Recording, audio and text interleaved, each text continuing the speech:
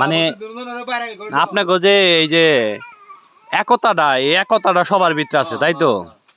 ও মানে কেউ যদি একটু অসুস্থ হয় কি কোনো কিছু হয়, সবাই মিলে আমরা যায় তারে সহযোগিতা করি। মিলে আমরা ওই অসুস্থ লোককে নৌকা পর্যন্ত পৌঁছাই দেয়। আর যদি অসুস্থ হয়ে যদি আসে তাহলে যাওয়া হয় না, যদি আবার যদি অসুস্থ হয়ে যদি চলে আসে তাহলে আবার পাড়াবাসী সবাই নিয়ে ওই অসুস্থ লোককে পাড়া পর্যন্ত পৌঁছাই নিয়ে আসে। তাহলে এই এলাকাতে সবাই দুর্গম এলাকা তো ভাই, এখানে সবাই ওরকম করে নিয়ে আসে, শুধু আমার বেলা না সবার বেলা ওরকমই আমাদের।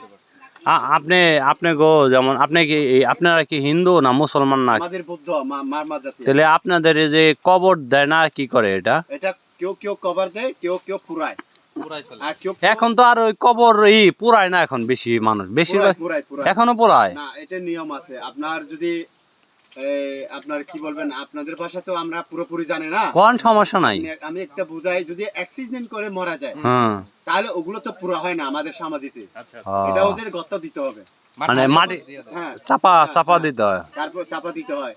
যখন আমাদের যদি সুস্থভাবে পাড়াতে থাকিয়ে যদি মারা যায় তাহলে এদেরকে স্বাভাবিক যখন মারা যায় এদেরকে আমরা আগুন দিয়ে পুরাই, ওরকম নিয়ম। আর যদি আপনার বলে কোনো স্বাভাবিক থাকলেও যদি বলে রাখে আমাকে আগুন পরাই দিও না, আমাকে মাটিতে চাপাই দাও, তাহলে ওরকমই আমরা করি। এই জায়গায় যা আছে সবকে আপনার বৌদ্ধই সব না, বুদ্ধ না, আপনার খ্রিস্টান আছে, ত্রিপুরা বন এগুলো তো আছে। আমাদের তো মারমা তো বুদ্ধ, এখন তো আগে ছিল ওগুলা, এখন তো নাই, এখন খ্রিস্টান বেশি হয়ে যায়। ওই ত্রিপুরা শ্যাম সব এরা এই খ্রিস্টান হয়ে যায়। আপনাদের এই দোকান যে জিনিসপত্র এগুলো তো সব বহন করে নিয়ে আসে? বহন করে নিয়ে আসে আমরা মেকিং বক্স থেকে। আপনারা যেখান থেকে দোকান নামায় ওখান থেকে আমরা অনেক কষ্ট।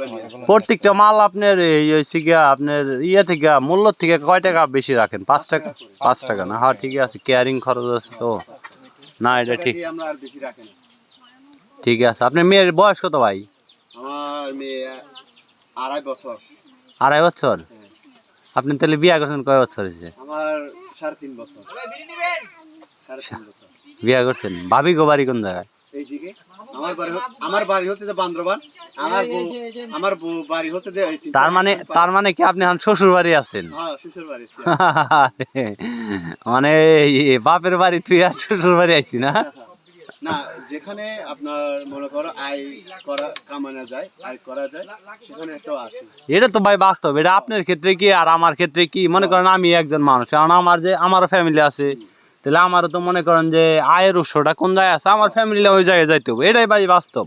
এটা আপনার ক্ষেত্রে কি, এক কোটিপতির ক্ষেত্রে কি, একজন শিল্পপতিও দেখেন যে রাস্তা ভালো আছে না ভাই, হ্যাঁ ওই জায়গায় ইন্ডাস্ট্রি করতে চায়, রাস্তা খারাপ হলে ওই জায়গায় ইন্ডাস্ট্রি করতে চাইবো না। কিন্তু আমি একটা গাড়ি কিনে চালাতে পারবো, হ্যাঁ, তাহলে আমার বউ কি করবে? বেকার থাকবে। এখন যে আমার বউকে দোকান একটা খুলে দিলাম, রাস্তাঘাটি হলো, তা আমার টলা দিয়ে চলে, আর ব্যবসা টুকিটাকি ব্যবসা করি, এতে তো আমার সংসার চলে।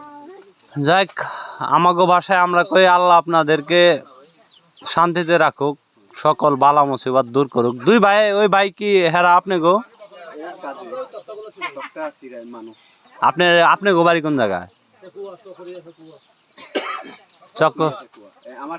ওই ভাইয়ের বাড়িও না আপনার বাড়ি? কক্সবাজার ডিস্ট্রিক্ট। ঠিক আছে ভাই, আপনারা যদি ঢাকার ওইদিকে যান, যায় নবীনগর চিনেন না আপনারা বড় কেউ? নবীনগর জাতীয় স্মৃতিসৌধ চিনেন? নবীনগর স্মৃতিসৌধ আপনি ঢাকা চিনেন না? ঢাকায় যাওয়ার আগেই বিমানবন্দর পিছনে আমাদের বাড়ি। গেলে যায় নদীকে ঘুরে আসেন, সমস্যা নাই, যা থাইকা টাইকা আসেন, ভালো লাগে আপনার কথা বললা।